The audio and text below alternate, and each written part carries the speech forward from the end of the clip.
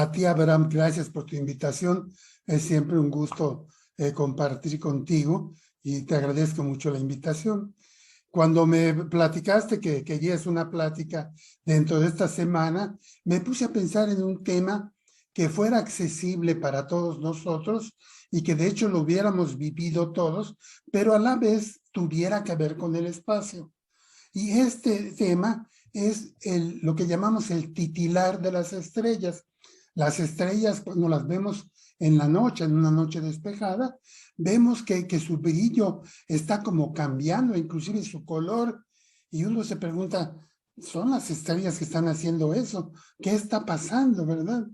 Bueno, y la otra cosa muy interesante es que mientras las estrellas muestran este fenómeno, los planetas se ven brillando constantes, permanentes en el cielo.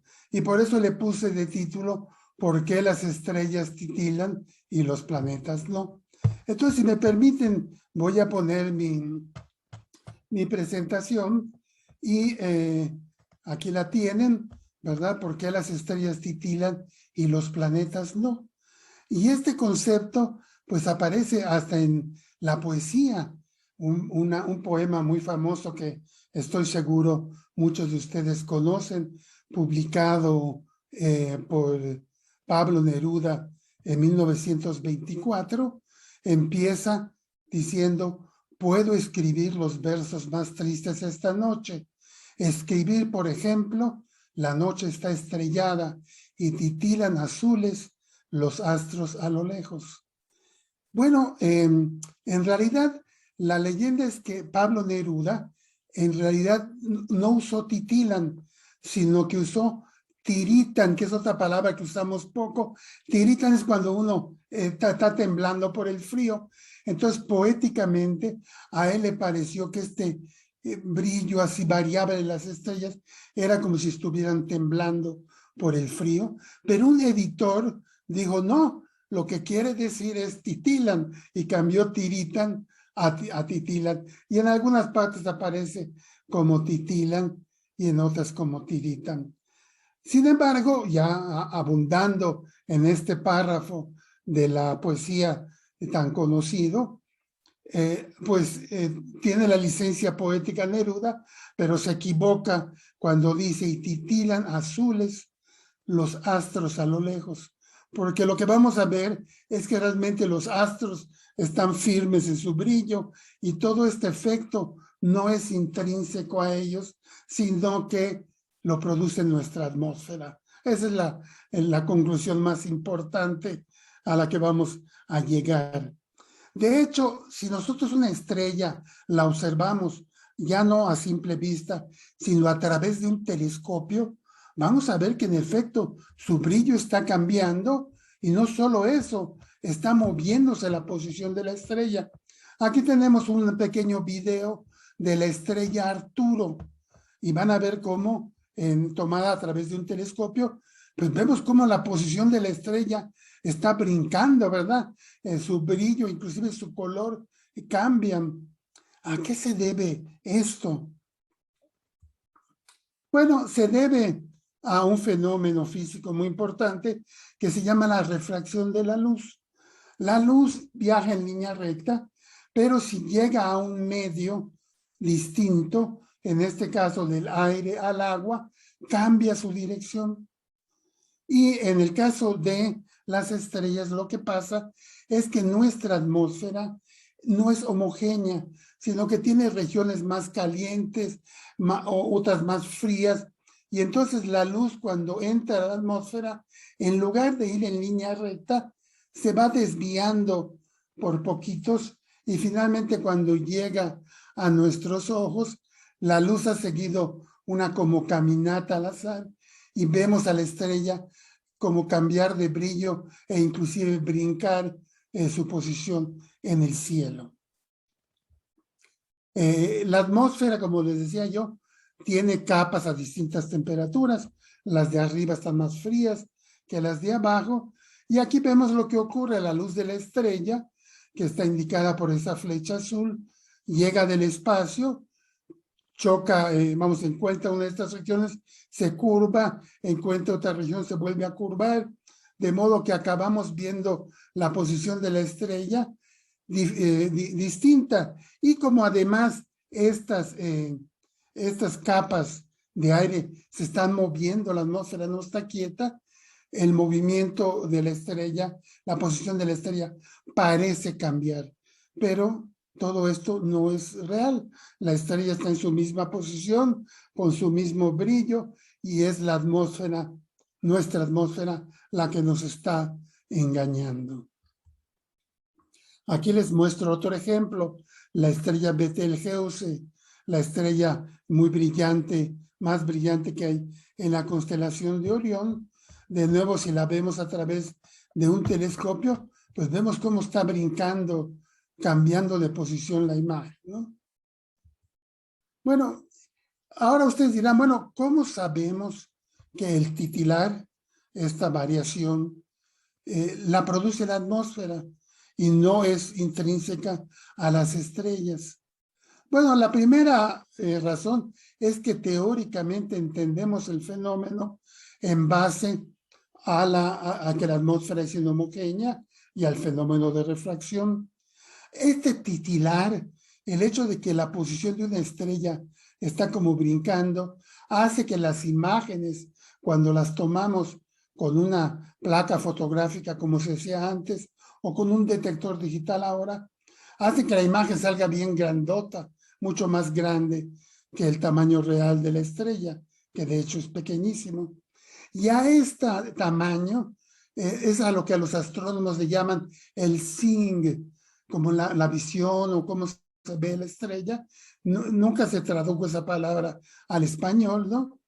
Y ese seeing, si el tamaño de la imagen de la estrella es muy grande, quiere decir que el sitio donde estamos observando es muy malo, porque la atmósfera es muy turbulenta y vamos a tratar de buscar lugares donde el seeing sea bueno, ¿no?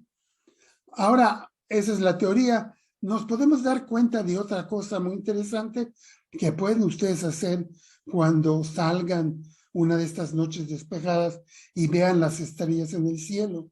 Y es que este fenómeno es más fuerte cuando observamos una estrella que está cerca del horizonte, comparada con una estrella que esté en el cenit.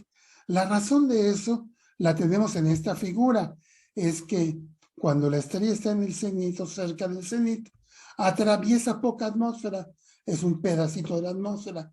En cambio, cuando está cerca del horizonte, atraviesa mucha atmósfera y esto afecta todavía más el titilar, ¿no? Entonces, claro, esto suena como que la culpa del fenómeno se lo tiene la atmósfera. Luego esas estrellas que veíamos titilar muy fuerte conforme transcurre la noche y gira la Tierra y pasan a estar cerca del cenit, vemos que titilan menos y que las que titilan muy fuerte son las que están cerca del horizonte. Finalmente, la otra cosa es que se sabe que este fenómeno disminuye conforme nos vamos a las montañas más altas. Y es por esto que los observatorios se hacen en montañas muy elevadas para que arriba de nosotros quede poca atmósfera, ¿no? O sea, nadie va a construir un observatorio a nivel del mar porque les va a tener toda la atmósfera encima y los observatorios se construyen en montañas elevadas, como este que vemos aquí en la parte derecha de la imagen, en el que vemos un observatorio que está en las Islas Canarias, un telescopio, y vemos cómo las nubes y la humedad están por debajo del observatorio. Bueno, finalmente, y aquí viene el uso del espacio, ¿verdad? La manera de eliminar este problema es observar desde el espacio, salirse de la atmósfera terrestre y en un satélite por encima de la atmósfera, observar. Entonces ya ahí ya no hay atmósfera que nos perjudique la observación. Y de hecho ha habido muchos observatorios espaciales que se pusieron en órbita precisamente para evitar este problema del titilar de los astros, ¿no? Dos ejemplos muy famosos, aquí en el lado izquierdo, pues en el famoso telescopio espacial Hubble, que sigue produciendo datos veintitantos años después de haber sido puesto en órbita. Y en este momento se está planeando poner en órbita un gran telescopio, mucho más grande que el telescopio espacial Hubble, que se va a llamar el James Webb Space Telescope, que está formado por segmentos. Y de hecho, en esta imagen, es una pequeña animación. Vean ustedes cómo originalmente el espejo está como incompleto, y luego le voy a picar acá y vemos cómo el pedazo que falta embona con el resto del telescopio y ya forma un telescopio de gran diámetro. Y vemos cómo la gente está trabajando, ¿verdad? Los técnicos, todos así con ropa para no contaminar el ambiente. Supuestamente, este observatorio se va a poner en órbita ya muy pronto.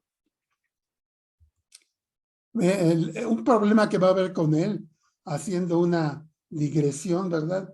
Es que va a estar en un punto muy alejado de la Tierra.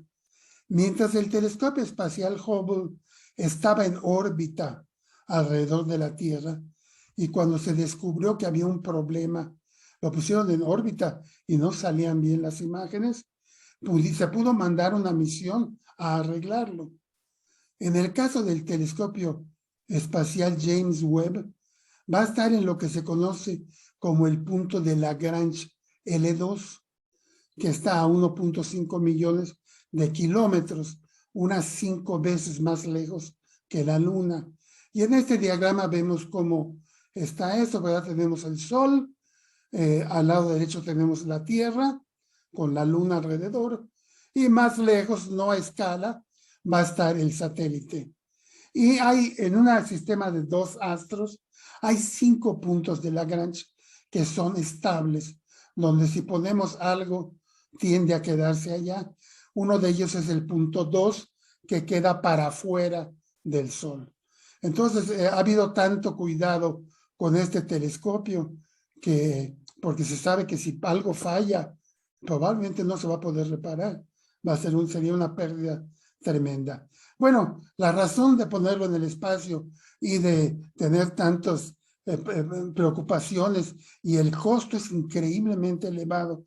Poner un telescopio en el espacio cuesta más de 10 veces más que ponerlo en la Tierra.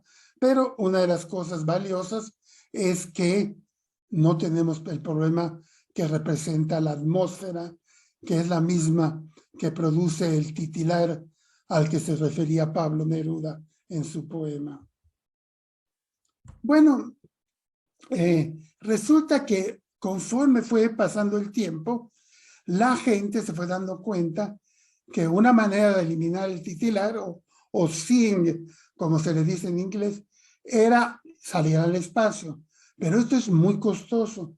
Entonces empezaron a buscar técnicas que desde la superficie de la Tierra cancelen o mejoren este efecto. Y la solución a eso es una cosa que se llama la óptica adaptiva.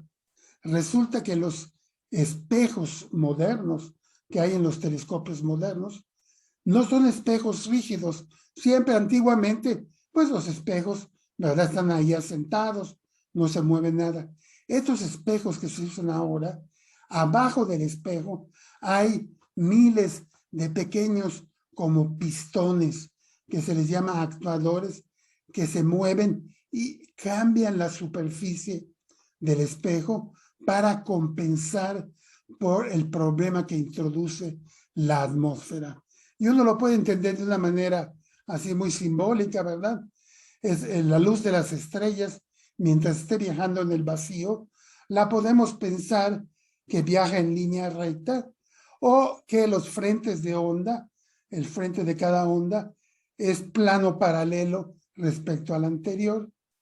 Cuando pasan por la atmósfera, unas partes del rayo van más despacio, otras van más lento, se curvan, y ya que pasan la atmósfera, esos frentes de onda ya no están plano paralelos, sino están todos arrugados, están todos corrugados. Bueno, lo que se descubrió es que esto se puede corregir. Y la idea es la siguiente: la luz de las estrellas viene perfecta, ¿no? Porque viaja en el espacio, que es prácticamente un vacío. Llega a la atmósfera y los frentes se quedan todos corrugados. Entonces, si yo pudiera meter un aparato de óptica adaptiva en realidad, que corrigiera esto, sería como si no hubiera atmósfera. Bueno, resulta que eso se puede hacer, y esto se logra con unas técnicas fabulosas optoelectrónicas, que si hay una estrella brillante en el campo que estamos observando, usamos su señal para darnos cuenta qué tanto tenemos que estarle moviendo a cada uno de esos pequeños actuadores. Además, esto ocurre a una velocidad enorme, y los grandes espejos modernos, si los podemos meter abajo, vamos a ver que no están sostenidos en una base fija, sino que están sostenidas en estos como dedos que se están moviendo todo el tiempo. Y los grandes espejos deformables modernos tienen abajo de la superficie miles de estos actuadores que se ajustan cada milésima de segundo. Entonces es una cosa maravillosa de la optoelectrónica y de la mecánica de alta precisión, que estamos todo el tiempo corrigiendo la forma del espejo. Si tuviéramos suficiente vista, veríamos que los espejos no están quietos, sino que están como temblando, ¿verdad? Y ese temblar, esos movimientos compensan por el problema que introduce nuestra atmósfera. Y esto de la óptica adaptiva es extremadamente importante, y necesitamos que en el campo haya una estrella brillante. Bueno, pero ¿qué pasa si no tenemos esa suerte y todas las estrellas en el campo son débiles? Bueno, pues se desarrolló otra técnica, el telescopio. Junto al telescopio tiene un sistema láser que manda un láser poderosísimo a la atmósfera y crea un punto brillante que hace el papel de la estrella. Y a estas estrellas, que no son estrellas, ¿verdad? Son algo que produjo el astrónomo, se les llama estrellas guía o estrellas láser guía, y ya con eso uno puede usarla como si fuera una estrella y corregir la imagen. Y aquí del lado derecho de la transparencia les muestro imágenes de la misma región del cielo, tomadas en el infrarrojo cercano. Eso es lo que llamamos el centro de nuestra galaxia.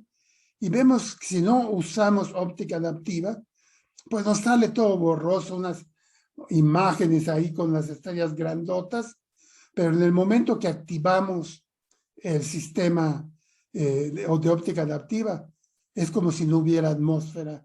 Y la parte derecha, pueden ver qué calidad tan superior tiene la imagen con la óptica adaptiva puesta, ¿verdad? El telescopio de la izquierda, les voy a dejar de tarea que me digan si está en el hemisferio norte o en el hemisferio sur. Para la persona que es observadora va a ser fácil decir si está en el hemisferio norte o en el hemisferio sur.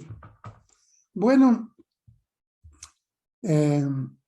resulta que este fenómeno, ¿verdad?, de que la atmósfera, por su turbulencia y por sus movimientos, perjudica las imágenes de lo lejano, también se usa, por ejemplo, para observar satélites. En la parte izquierda de esto vemos la imagen de, creo que es la estación espacial, y vemos cómo se ve toda borrosa. De igual manera, usando técnicas de óptica adaptiva, podemos corregir esa imagen. Del lado derecho de una película muy famosa, vemos cómo un jinete se acerca de lo lejos, ¿verdad? Y están en el desierto, allí la arena está muy caliente, el aire caliente sube y hace borrosa la imagen, y esta es una escena que tiene mucho dramatismo, porque al principio se ve un manchón y ya conforme se va acercando el jinete nos damos cuenta que es un jinete montando de hecho un camello, no un caballo. Entonces esto es muy importante, tiene muchos usos astronómicos, militares también, e inclusive artísticos, la deformación que produce la atmósfera. Bueno, ok, entonces ustedes dirán, bueno, muy bien, ya entendimos por qué las estrellas titilan, es porque la atmósfera se está moviendo. ¿Por qué los planetas no titilan? Bueno, pues la explicación mejor que se me ha ocurrido es la siguiente. Las estrellas son mucho más grandes que los planetas. Son, digamos, 100 veces más grandes. Pero están muy lejos, quitando al Sol, ¿verdad? Que lo tenemos acá. Están lejísimos. De modo que en el cielo su tamaño es muy pequeño. Su tamaño es menor a una unidad que es interesante entenderla, que es el segundo de arco. Si yo tomo la circunferencia, ¿verdad? 360 grados, la divido entre 360, me sale 1 grado, eso lo divido entre 60, me salen 60 minutos, cada minuto lo divido entre 60 y eso es un segundo de arco. Para recordar, un segundo de arco es aproximadamente 1/millonésima de la circunferencia. O sea, es una cosa muy pequeña, pero insuficiente para los astrónomos.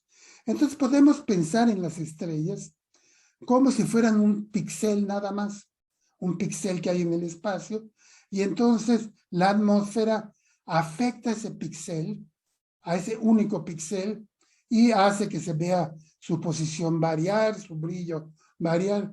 En cambio, los planetas los podemos imaginar como mucho más grandes, los vemos en el cielo, mucho más grandes que las estrellas, y los podemos imaginar como que tienen muchos píxeles. Entonces, cada uno de esos píxeles está siendo afectado por la atmósfera. Pero, como son muchos, en unos el brillo va a estar disminuyendo, en otros el brillo va a estar aumentando, y esto va a hacer que el efecto se cancele. Porque si yo tengo 1000 píxeles y 500 en un instante dado están aumentando su brillo por el titilar y 500 lo están bajando, veo un brillo constante. Esto no pasa con las estrellas, que las podemos pensar como un solo píxel. Entonces, la razón por la que los planetas no titilan es que tienen un tamaño angular grande y entonces su luz nos llega a través de muchos píxeles y el efecto de la atmósfera se cancela porque, como les digo, a algunos estarán bajando, otros de brillo, otros estarán subiendo y su brillo permanece pues prácticamente constante. En realidad, esto de lo que de los planetas no titilan es una sobresimplificación. Si este efecto es muy malo y produce imágenes de 5 segundos de arco, como podría ocurrir, no sé, a nivel de mar, o si hay un huracán o una tormenta, la atmósfera está muy turbulenta, entonces resulta que Venus y Marte pueden titilar, o sea que no vayan a quemarse diciendo, ven, ese objeto está titilando, es una estrella. Bueno, podría ser Venus o Marte, que son los planetas que se ven más chicos. Aquí abajo puse una tabla de los 4 planetas más observados, ¿verdad? Y vemos que Venus, en los momentos en que está muy lejos de la Tierra, llega a tener un tamaño muy chico y puede mostrar titilar. Y de hecho yo he visto titilar a Venus. En Marte a veces, Marte tiene tamaños, su rango de tamaños va de 3.5 segundos de arco a 25. Júpiter y Saturno, eso sí, ahí no vamos a verlos titilar. ¿Por qué? Porque son muy grandes y siempre son grandes en el cielo. Y para que titilaran tendría que uno estar en medio de un tornado o qué sé yo, ¿no? En condiciones normales no vamos a ver titilar, de hecho a ningún planeta, pero sí ocasionalmente vamos a ver titilar a Venus. A las estrellas siempre las vamos a ver titilar. Entonces, ¿qué pasó aquí? Ok, bueno, déjenme acabo platicándoles de que esto tiene que ver con algo muy interesante. Aparentemente no hay relación, y son los eclipses totales del Sol. ¿Y por qué les menciono esto? Porque en 2024 va a haber un eclipse total del Sol que se va a ver en México, en la parte norte de México, y ustedes ahí desde Jalisco, pues es cosa que se organicen y pueden irlo a ver, ¿verdad? Entonces, ¿qué tiene que ver el titilar de las estrellas con un eclipse total del Sol? Ya vimos que si algo en el cielo tiene un tamaño muy pequeño, un tamaño angular muy pequeño, típicamente menor a un segundo de arco, se produce este titilar. El Sol normal es muy grande, tiene un diámetro de 1800 segundos de arco y no titila. Lo vemos y es constante su brillo. No hay que verlo porque es muy malo ver el Sol, pero nos damos cuenta que no está titilando, ¿no? Es muy firme su luz. Pero justo antes y justo después de la totalidad de un eclipse, hay una orillita del Sol que es lo único que vemos. Se forma un filo de luz que es muy angosto en una dimensión, y es lo que trata de demostrar la imagen de la derecha. Justo cuando el eclipse vemos el Sol y lo empieza a tapar la luna. Va avanzando la luna, ¿verdad? Y llega un momento, unos segundos antes de que haya la totalidad, lo único que vemos es un filo de luz. Ese filo de luz es muy angosto en una dimensión y produce un fenómeno similar al titilar de las estrellas, que de hecho lo podemos ver no solo a ojo, sino lo que lo podemos ver por las sombras de la luz del sol en la superficie de la Tierra. Y este es un famoso grabado de un eclipse de 1870, donde vemos cómo sobre ¿verdad? Las paredes de esa casa aparecen estas bandas de luz y sombra. Eso dura poquísimo, dura unos segundos y desaparece cuando tenemos la totalidad, porque ya no llega luz, ¿verdad?